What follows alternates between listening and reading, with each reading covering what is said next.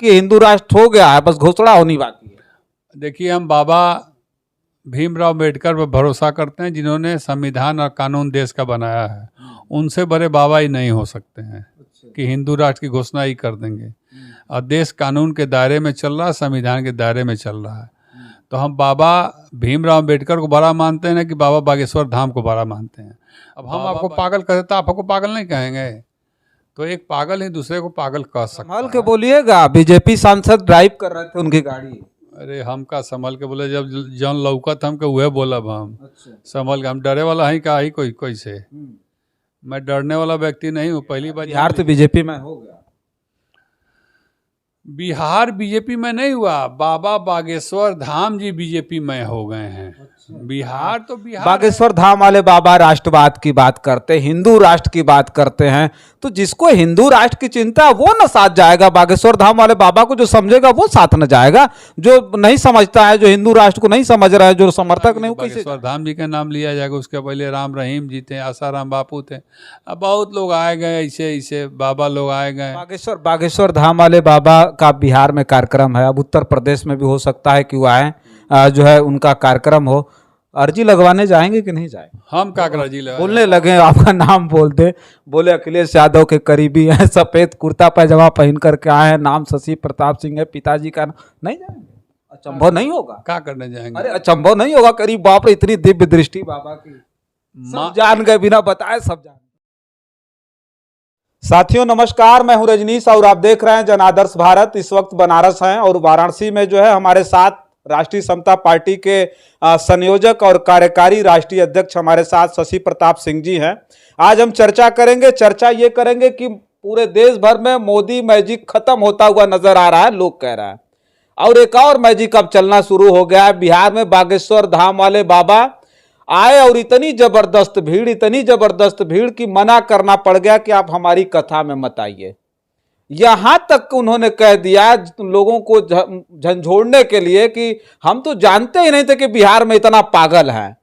इस तरह की भाषा बागेश्वर धाम वाले बाबा कह रहे हैं। उनको लेकर के आपकी क्या प्रक्रिया? इससे पहले भी इस बारे में मैंने पूछा था तो बड़ा खरी खोटी आपने सुनाई थी। तेज प्रताप यादव को कहा था, उल जुल भी आपने सब कुछ कह दिया था। बागेश्वर धाम वाले बाबा के बारे में जानना चाहेंगे, क्या नजरिया आपका? देखिए, बिहार प्रवास के पहले बागेश्वर बाबा जी को मैं, बागेश्वर धाम वाले बाबा जी टीवी चैनलों पर देखता था। लेकिन बिहार जब से गए हैं तब से मुझे जो दिखाई दिया, एयरपोर्ट से लेकर और होटल तक। संभल के बोलिएगा, बीजेपी सांसद ड्राइव कर रहे थे उनकी गाड़ी। अरे हम का संभल के बोले, जब जौन लौकत हमके उहे बोलब हम। अच्छा। संभल के, हम डरे वाला ही का ही कोई से। मैं डरने वाला व्यक्ति नहीं हूँ, पहली बार जान लीजिएगा आप। हाँ, जो सत्य है सत्य है, सत्य के सिवा आप कुछ हम बोलते भी नहीं हैं। तो वहाँ पर मैंने देखा कि एयरपोर्ट से लेकर होटल पनास और पनास होटल से नौबतपुर जहाँ कार्यक्रम था, बीजेपी के ही सांसद, विधायक और मंत्री, बड़े बड़े दिग्गज उनको उनकी परिक्रमा कर रहे थे, उनके आगे पीछे घेराबंदी कर रहे थे। कोई उसमें ड्राइव भी कर रहा था उनका, तो कोई पीछे आगे लगा था। माने कि एकदम चारों तरफ से घेर के रखा गया था कि केवल बीजेपी मय हो जाए। हाँ, जो टीवी स्क्रीन पर दिखाया गया है। बिहार तो बीजेपी में हो गया। बिहार बीजेपी में नहीं हुआ, बाबा बागेश्वर धाम जी बीजेपी में हो गए हैं। बिहार तो बिहार है। हाँ, बिहार तो आज से नहीं, जब से धरती और आसमान बना तब से बिहार अपने आप में एक बड़ा नाम है। बड़ा नाम है। उन्हीं नामियों को कह दिया इन्होंने कि हम तो जानते ही नहीं थे कि बिहार में इतना ज्यादा पागल रहते हैं। अब पागल किस सेंस में कहे हैं वो तो मैं नहीं बता सकता हूँ। अगर वास्तव में पागल कहे हैं तो एक पागल ही दूसरे को पागल कह सकता है, तीसरा तो नहीं कह सकता है ना। अब हम आपको पागल कहते तो आप आपको पागल नहीं कहेंगे, तो एक पागल ही दूसरे को पागल कह सकता है। और अगर बिहार वासियों को पागल कहे हैं तो ये बहुत दुर्भाग्यपूर्ण है। बिहार के लोग कभी माफ़ नहीं करेंगे इस बात को। किसको माफ नहीं करेंगे, बागेश्वर धाम वाले बाबा को कि भारतीय जनता पार्टी? दोनों लोग को माफ नहीं करेंगे। जिन लोगों ने बुलाया है, अगवानी किया, जिन लोगों ने पागल कहलवाया है, उन लोगों को भी, अब बागेश्वर धाम वाले बाबा जी को भी माफ नहीं करेंगे। पागल का सेंस अलग अलग हो सकता है, लेकिन वो बीजेपी वाले बागेश्वर बाबा हमको बिहार में दिखाई दिए, क्योंकि वहाँ कांग्रेस, जेडीयू, आरजेडी, किसी भी दल का सांसद विधायक वहाँ नहीं दिखाई दिया, केवल बीजेपी के लोग ही घेर के बैठे थे। और मुझे ये लगता है कि अगर बीजेपी के लोग घेर के ना बैठे होते तो शायद और भी दल के विधायक, सांसद, मंत्री और उद्योगपति और बिजनेसमैन सब लोग वहाँ जाता। अच्छा, बीजेपी के नेताओं के शामिल होने का कारण आप समझते हैं क्या रहा? बागेश्वर धाम वाले बाबा राष्ट्रवाद की बात करते, हिंदू राष्ट्र की बात करते हैं, तो जिसको हिंदू राष्ट्र की चिंता है वो न साथ जाएगा, बागेश्वर धाम वाले बाबा को जो समझेगा वो साथ न जाएगा, जो नहीं समझता है, जो हिंदू राष्ट्र को नहीं समझ रहा है, जो समर्थक नहीं, वो कैसे जाएंगे? देखिए, सारे समर्थक बाबा से आशीर्वाद की कामना के लिए वहाँ गए हैं। अच्छा, मतलब हिंदू राष्ट्र से कोई लेना देना नहीं? किसी को मालूम ही नहीं है कि बाबा जी हिंदू राष्ट्र बनाने आए हैं, कि बाबा जी आशीर्वाद देते हैं। बाबा जी का, बाबा जी ने तो इस बार कह दिया, और बढ़ करके उन्होंने कह दिया कि बस घोषणा होनी बाकी है, हिंदू राष्ट्र हो गया है, बस घोषणा होनी बाकी है। देखिए, हम बाबा भीमराव अम्बेडकर पर भरोसा करते हैं, जिन्होंने संविधान और कानून देश का बनाया है। उनसे बड़े बाबा ही नहीं हो सकते हैं कि हिंदू राष्ट्र की घोषणा ही कर देंगे। और देश कानून के दायरे में चल रहा है, संविधान के दायरे में चल रहा है। तो हम बाबा भीमराव अम्बेडकर को बड़ा मानते हैं कि बाबा बागेश्वर धाम को बड़ा मानते हैं।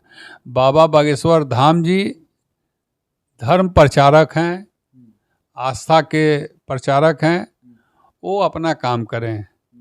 लेकिन अब राष्ट्र, हिंदू राष्ट्र बनाने का काम ये लोकसभा और राज्यसभा का है, और वो भी कैसे? बाबा भीमराव अम्बेडकर जी के संविधान के तहत। तो अब समझ लीजिए कि हिंदू राष्ट्र की जब बात आएगी तो बाबा भीमराव जी बड़े हो जाएंगे। धर्म और की प्रवचन की बात आएगी, आस्था की बात आएगी तो बागेश्वर धाम जी का नाम लिया जाएगा। उसके पहले राम रहीम जी थे, आसाराम बापू थे। अब बहुत लोग आए गए, ऐसे ऐसे बाबा लोग आए गए, अब लोग करे रहे हैं। लेकिन आप ये सोचिए कि बाबा बागेश्वर धाम के प्रवचन दे देने से बीजेपी का वोट बढ़ जाएगा, अब बीजेपी के नेताओं के परिक्रमा करने से वोट बढ़ जाएगा, तो इससे वोट नहीं बढ़ता। इसके पहले कितने बाबाओं का परिक्रमा ये लोग कर चुके, वोट बढ़ा नहीं। काम कीजिएगा, आपको उसका दाम मिलेगा, परिक्रमा करने से नहीं मिलेगा। ठीक है।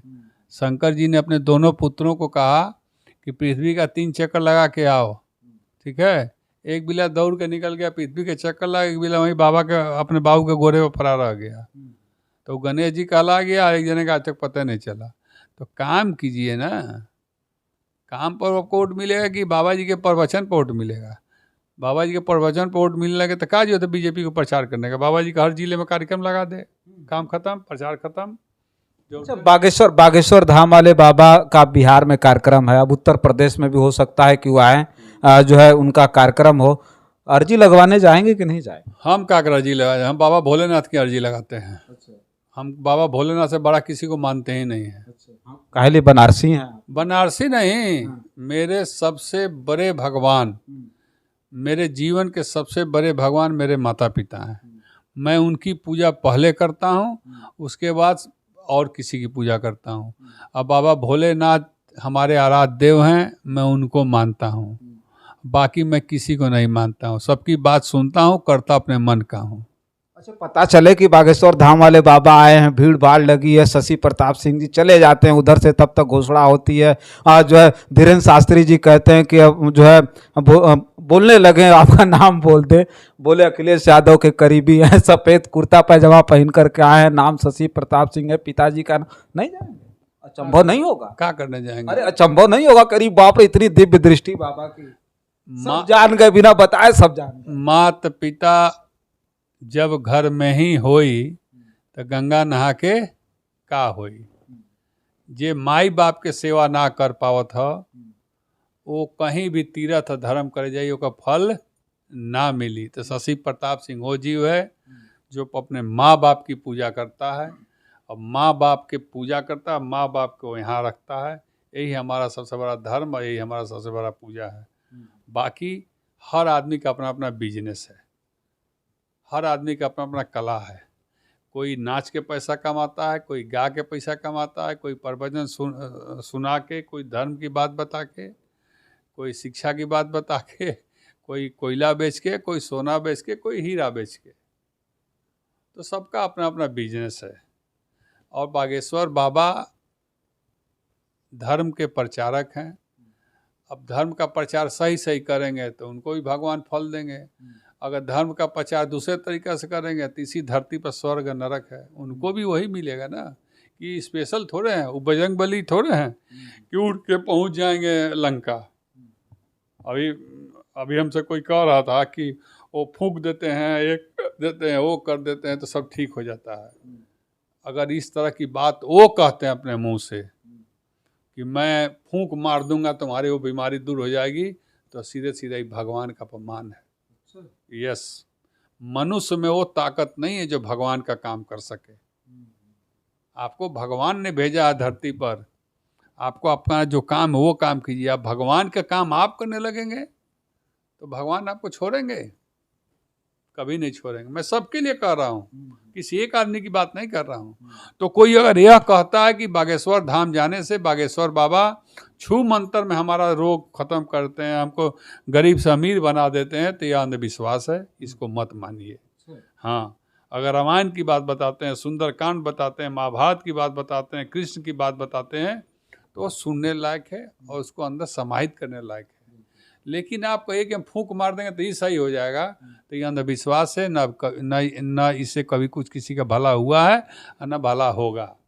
और कोई दल वाला, कोई पार्टी वाला या भारतीय जनता पार्टी वाला बड़े बड़े बाबाओं का प्रवचन करा के चाहे कि वोट ले लें, तो अब जनता बेवकूफ़ नहीं रह गई है कि आप प्रवचन करा देंगे तो उसे वोट मिल जाएगा।